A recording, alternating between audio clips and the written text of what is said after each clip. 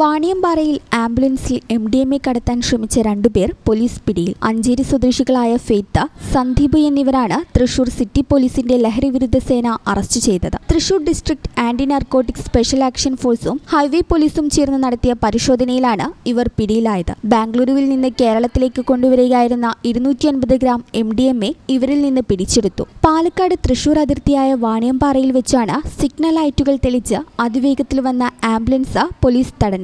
Ambulance കേന്ദ്രീകരിച്ച് വൻതോതിൽ ലഹരിമരുന്ന് കടത്തുന്നുണ്ടെന്ന രഹസ്യവിവരത്തിന്റെ അടിസ്ഥാനത്തിലായിരുന്നു പരിശോധന. പോലീസിനെ കണ്ട് പ്രതികൾ പരിഭ്രാന്തരായതോടെ സംശയം തോന്നി ലഹരി എവിടെയാണ് ഒളിപ്പിച്ചിരിക്കുന്നതെന്ന് ചോദിച്ചെങ്കിലും ഇവർ മറുപടി നൽകാൻ തയ്യാറായില്ല. തുടർന്ന് ആംബുലൻസിനുള്ളിൽ പോലീസ് നടത്തിയ വിശദമായ പരിശോധനയിലാണ് ആംബുലൻസിലെ ബീക്കൺ ലൈറ്റിനുള്ളിൽ ഒളിപ്പിച്ച നിലയിൽ മാരക ലഹരിമരുന്ന് കണ്ടെത്തിയത്. തൃശൂരിലെ വിവിധ ഭാഗങ്ങളിൽ വിതരണം ചെയ്യാനാണ് ഇത് എത്തിച്ചതെന്നാണ് പ്രാഥമിക വിവരം. കൂടുതൽ വിവരങ്ങൾക്കായി അന്വേഷണം പുരോഗമിക്കുകയാണെന്ന് പോലീസ് അറിയിച്ചു.